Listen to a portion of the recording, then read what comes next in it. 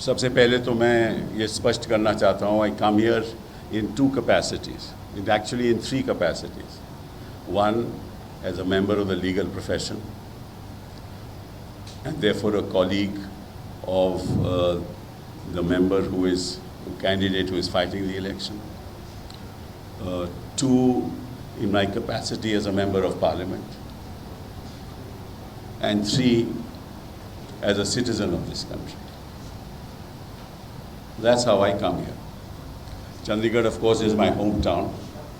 I studied here at St. John's. I first studied in Senior Model School, Chandigarh, Sector 16, then came to St. John's. And I have very fond memories. My father was a lawyer, senior advocate in Chandigarh. So I am very, very deeply involved in whatever happens in Chandigarh. So I want the right man to be elected. I want a man who understands how Parliament runs, a man who has a vision, a man who writes on several subjects, multifarious subjects, who understands the politics of the day and deeply committed to the cause of people in the country. And therefore, I come here for him. I was also a congressman for several years, so the blood of a congressman runs through me even now. तो कुछ बातें मैं आपसे कहना चाहता हूँ. सबसे पहले तो मैंने आज अभी टीवी में बैठा था. वैसे अक्सर टीवी देखता नहीं हूँ, पर होटल में चले गए तो देखना पड़ता है. तो मेन स्ट्रीम टीवी में देख रहा था, तो वहाँ मतलब कि हमारे प्रधानमंत्री जी कन्याकुमारी में विवेकानंद रॉक मेमोरियल में ध्यान करने जा रहे थे. मतलब कि ध्यान करने जा रहे थे. अभी जिस शख्स को विवेक का मतलब नहीं पता, जिस शख्स को मालूम नहीं कि विवेक का मतलब क्या है, वो क्या ध्यान करेगा. मतलब कि एक फोटो आपको याद है तो केदारनाथ भी ऐसे ही गए थे, केदारनाथ भी ऐसे ही ध्यान कर रहे थे. तो अगर वो प्रायश्चित करने जा रहे हैं तो अच्छी बात है. अगर वो प्रेरणा लेने जा रहे हैं विवेकानंद की राइटिंग्स की, उनकी स्पीचेस की, तो अच्छी बात है.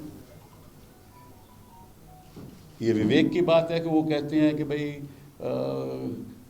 जो गहने हैं, महिलाओं के जेवर हैं, वो छीने जाएंगे और उन लोगों को दिए जाएंगे जो बच्चे ज़्यादा पैदा करते हैं. ये विवेक की बात है. विवेक की बात है आप कहते हो कि आपके घर से टूटियां भी हैं, उठा के ले जाएंगे कांग्रेस पार्टी. ये विवेक की बात है. ये विवेक की बात है कि आप कहने लगे कि आपका जो बैंक अकाउंट है उससे भी पैसे लेके छीन के किसी और को दे देंगे. ये विवेक की बात है.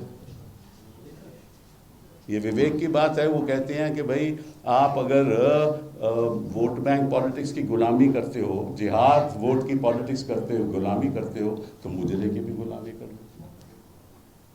ये विवेक, इसको विवेक कहते हैं. तो प्रधानमंत्री जी पहले ये तो बताइए कि आप काहे को जा रहे हो. आपने उस दिन, मैंने सुना प्रधानमंत्री जी ने कहा कि जिस दिन मैंने हिंदू मुस्लिम की बात की उस दिन मुझे प्रधानमंत्री नहीं रहना चाहिए. मतलब इतना बड़ा सच बोल दिया उन्होंने. मैं कभी सोच ही नहीं सकता था कि इतना बड़ा सच बोल देंगे. लेकिन जो भी इसका मतलब जो भी हमने देखा वो गलत देखा. मतलब कि गलती हमारी है कि हमने ऐसा देखा, क्योंकि प्रधानमंत्री ने ऐसा कहा ही नहीं. मुझे याद है जब ये सत्ता में पहली बार आए और आने से पहले बड़े भाषण देते थे, ज़बरदस्त भाषण, और आप लोग आकर्षित भी होते थे. आज भी आकर्षित होते हो. आपकी वजह से नहीं, आप रिपोर्टर तो ज़्यादा आकर्षित नहीं होता, आपके जो ओनर्स हैं ना वो ज़्यादा आकर्षित होते हैं. तो क्या है, उन्होंने कहा जीतने से पहले, कहते हैं कि आपने कांग्रेस को 60 साल दिए, मुझे आप 60 महीने दे दो. याद है आपको? Just give me 60 months and I will give you a new Hindustan. What Hindustan he has given us after 120 months?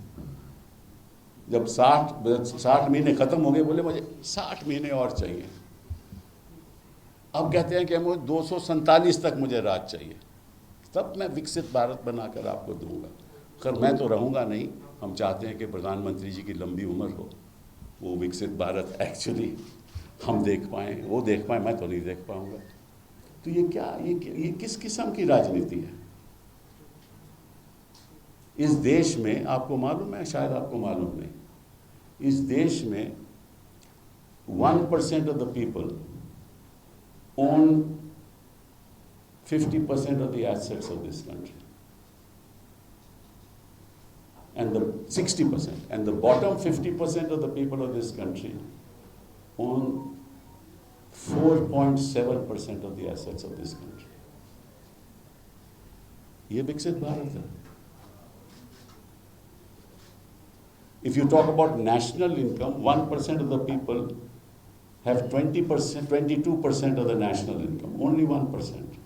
And 50% of the people have only 13% of the national income. And what does 50% of the people mean in this country? If it's 1.4 billion people, that means 700 billion people.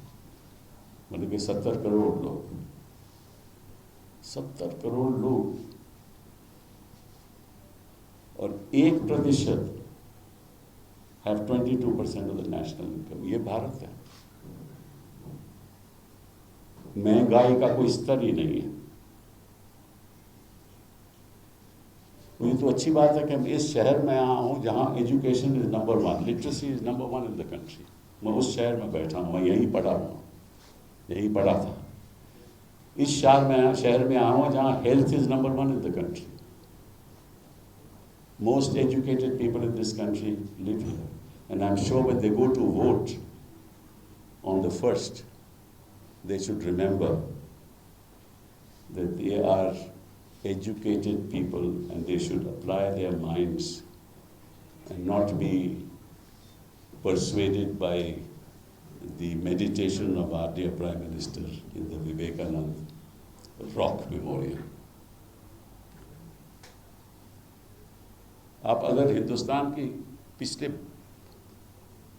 10 साल की history अगर आप लिखने लगोगे तो आपको मालूम नहीं होगा कि हम लिखें क्या। इन्होंने सारे संस्थाएं तो कैप्चर कर ली, जुडिशरी के अलावा media captured, main stream media captured. Election commission has become a reception commission. बोले जो आप कहोगे हम करेंगे। So election commission is also captured. Schedule तय करना हो इलेक्शन का, दे डिसाइड। बीजेपी के जो भी चाहते हैं वो वैसे ही शेड्यूल होता है। प्रधानमंत्री अगर ऐसी बात करें जो which is the violation of a model code of conduct, MCC का उल्लंघन है, तो नोटिस ना तो उनको जाता है ना पार्टी को जाता है। कहते हैं कि पार्टी को नोटिस दिया, वो नोटिस भी नहीं है। उसमें ये लिखा है, मेरे पास वो चिट्ठी है कि आप प्लीज़ अपने लोगों को, प्रेसिडेंट को बुलाया, नड्डा साहब को, आप अपने लोगों को एडवाइस कीजिए, स्टार कैंपेसर को, कि वो मतलब कि ऐसी भाषा बोले जो कोड ऑफ कॉन्डक्ट का वायलेशन नहीं है। तो वो तो वैसे ही है, तो नोटिस भी नहीं देती है। यही इलेक्शन कमीशन। हर मंत्रालय में आरएसएस के लोग बैठे हुए हैं। मंत्रियों को कोई हक नहीं है। हम दो मेरे दो, यही है, किसी और को कोई हक नहीं। वाइस चांसलर्स अपने लोग लगा रखे हैं, जो गवर्नर लगा रखे हैं वो जो राज्य सरकार की जो नीतियां हैं उनको आगे नहीं बढ़ने देते, बिलों को रोक लेते हैं। फटकार मिलती है फिर सुप्रीम कोर्ट से। तो गवर्नर भी अपने कैप्चर कर रखे हैं और कानून का दुरुपयोग करते हैं। जो पीएमएलए है, आपको भी मत मालूम है कि पीएमएलए का मतलब क्या है? असली पीएमएलए का मतलब क्या है? प्रधानमंत्री की लाल आंख। That is PMLA, not prevention of money laundering. मतलब जो आंख वो चीन को नहीं दिखा पाए वो अपने नागरिकों को दिखाते हैं कि हमारी बात नहीं, हमारे दल में नहीं आओगे तो तुम जेल जाओगे। आपने कभी इतिहास में सुना कि जिस तरह से मतलब कि चुनी हुई सरकारों को आप तोड़ दो? अगर मैं उदाहरण लेने लगूं, अरुणाचल प्रदेश, उत्तराखंड, महाराष्ट्र, मध्य प्रदेश, कर्नाटका, कौन कौन सी सरकारें इन्होंने नहीं कराई जो चुनी हुई? कि आप विश्व का आप लोकतांत्रिक इतिहास पढ़िए, in no country in the world have elected governments been thrown out in this fashion.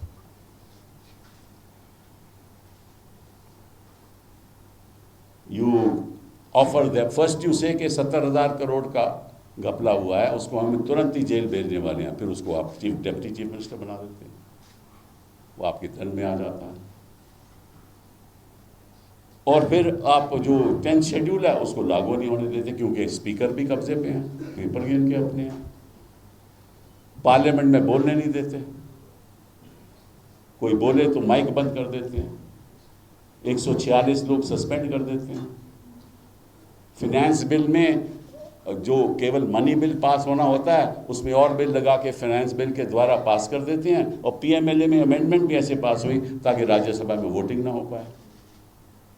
तो पार्लियामेंट में कब्जा, एग्जीक्यूटिव का कब्जा है ही है, गवर्नर का कब्जा, इलेक्शन कमीशन का कब्जा, वाइस चांसलर्स का कब्जा। हाँ नहीं भाई, वो खुद ही भगवान ने, भगवान की करा रहे। उन्होंने कहा कि भाई जद मेरी माता जी, मैं सोचा सी जद वो जिंदा सीगा, मैं उन्हों दा बेटा सी, तो उन्होंने देहांत के बाद मैनू लग्या तो भगवान ने मैनू इत्थे भेजिया, तो भगवान ने ही तुहानू कहा कि तुसी मतलब कि मुजरे की ज़्यादा गल्लां करो। भगवान भी चाहता कि मुजरा इस तरह का होना चाहिए, वोट बैंक पॉलिटिक्स का मुजरा। ये देखिए, जब बंदा सोचे ना कि मैं सब तो वड्डा, हाँ मैं खुद भगवान हाँ, तो फिर इस किस्म दी गल्लां होंदियां। जिस बंदे को विवेक नहीं, हो विवेकानंद कितने क्यों जा रहे हैं रॉक मेमोरियल पे? But he is already the state. वो बढ़ क्या रहा है? वो है, वो तो वास्तविकता है। जो बना है करते हैं हम, जो बना है कर देते हैं। किसी को अंदर करना नहीं करना, मन मर्जी पीएमएलए लगा देना, ये करना, बट सब डरे हुए हैं ना। क्वेश्चन इज कि भाई इंडस्ट्री बेचारी क्या करे? इंडस्ट्री, मीडिया को कौन, ओनरशिप मीडिया इंडस्ट्री की है। इंडस्ट्री के अपने हर रोज़ों के रोज़ काम होते हैं, एडवर्टाइजमेंट सरकार से मिलती है, इलेक्ट्रल बॉन्ड द्वारा ये सब तब they have become the richest party in the world. तो करे क्या कोई? ये सिबल साहब, ये 5 नंबर की इकोनॉमी इंडिया की हो गई है, इसके बारे में आपकी? तो मैं आपसे उदाहरण देता हूँ आपको। ये जो 5, 3, 2, इसका मैं ज़रा आपको थोड़ी सरल तरीके से समझा देता हूँ कि आपके परिवार के अगर 2 बच्चे हैं और आप मियाँ बीवी हो और 2 बच्चे कमाते हैं, तो आमदनी होगी ना।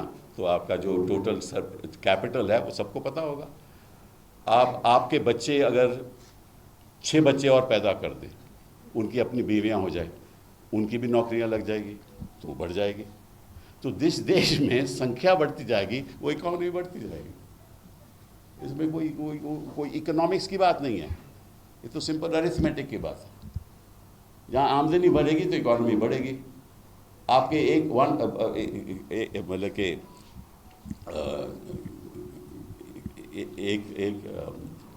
140 मिलियन पीपल नहीं होते, 140 करोड़ नहीं होते, तो आपकी इकोनॉमी नहीं होती, इतनी बढ़ती नहीं। जैसे यूके की इकोनॉमी है, जहाँ संख्या कम होगी वहाँ तो इकोनॉमी नहीं बढ़ेगी ना। हाँ, अरे भाई कोई काम तो करेगा ना, कोई 50 रुपया पकौड़े बनाता है, बेचता है, वो तो पैसे तो आएंगे ना भाई, correct, you are right. In other words, if somebody is not employed, he will do something or the other. He may go to Manrega and earn. That will also add to the economy. So I didn't say they are unemployed. Many of them don't get jobs, but those who get jobs still, when the numbers are there, the economy will certainly grow. But it has nothing to do with the growth of the, at the moment, if the economy will grow. Do you know how much the government of India is borrowing? आपको याद होगा कि 2 दिन पहले Reserve Bank of India gave them 2.1 lakh crore. What does that mean? They don't have the money for all these schemes. Why are they doing this? If the economy is growing, why food security? Why is there food security if the economy is growing? Then everybody is self-sufficient. Why all these subsidies where economy is growing? Let's be clear. Let's not be carried away by any agendas. We are here as citizens of the country. We must work for my country. All of us. I don't care which party you vote for. That's not the issue. Issue is vote for a party who thinks about India, not thinks about himself and his party. There's no space for anything in this country anymore.